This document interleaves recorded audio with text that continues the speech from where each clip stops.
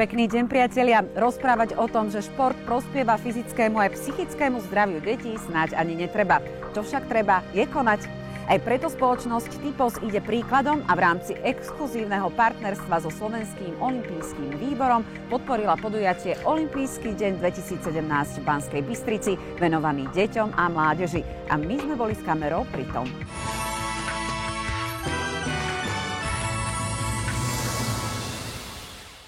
Olympijský deň oslavili deti ako inak športom. Behu súťažili 4 vekové kategórie chlapcov a dievčat, materské školy, 1. a 2. stupeň základných škôl a stredné školy. No najviac si to užívali tí najmenší. Aké máš miesto?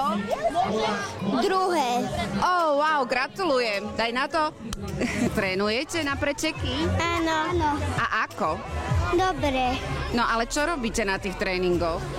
No aj bežíme, aj skok do výšky. Áno. Aj loptičko hádať. No a my bežíme, skáčeme a hádžeme. Je to ťažké? Nie. Spoločnosť Typos ako aj Slovenský olympijský výbor považujú za dôležité, aby deti športovali už od malička, pretože to prospieva ich zdraviu. Budúce generácie treba k pohybu motivovať a rovnako je dôležité podporovať mladé športové talenty.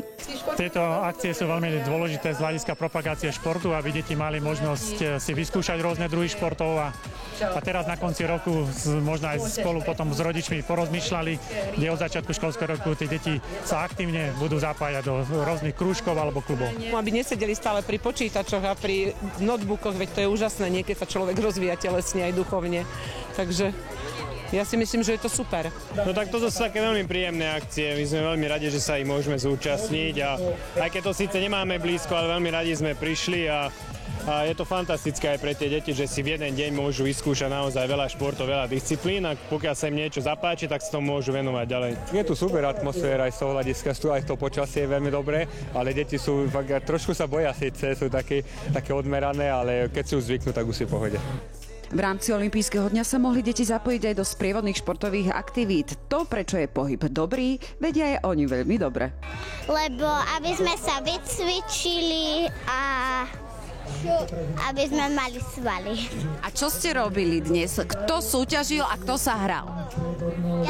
Ja som skákala na trampolíne. A ty? Ja som behala tie kolečka, kde sú korčule, 3 som obehla. Wow, a ty? Ja som tiež behal jedno kolečko.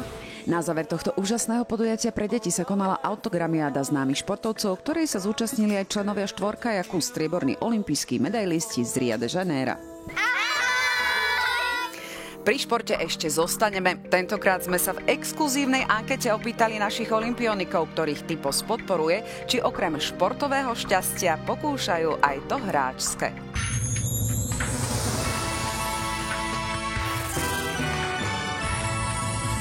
Áno. Napríklad? Tak sú rôzne spoločenské hry, alebo nejaké kartové, takisto, alebo neviem čo väčšie, každý určite pozná. Už si niečo vyhral? Tak čo sa týka v kartách, tak ako párkrát som vyhral. Starší z bratov Žampovcov však skúša hráčske šťastie aj s číselnými lotériami spoločnosti Typos. Poviem pravdu, áno, už som si podal, ale jackpot som nevyhral. No a ak by si ho vyhral, je to napríklad v Eurojackpote je to 90 miliónov eur, ako by si naložil s touto výhrou? Minul by som všetko. To by ti aj trošku trvalo, či? Čo by si kúpil? No ja si myslím, že dlho by mi to trvalo. Tak určite by si dal rodine.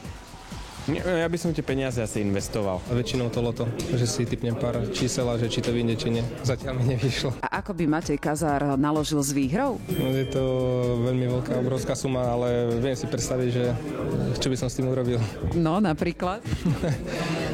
Napríklad, to je také tajné, no proste niečo zainvestoval, niečo odložil a proste urobil niečo veľké.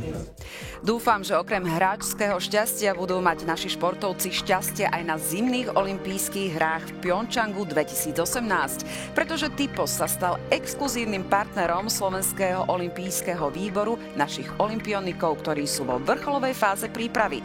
A vy? Športujte a samozrejme tipujte.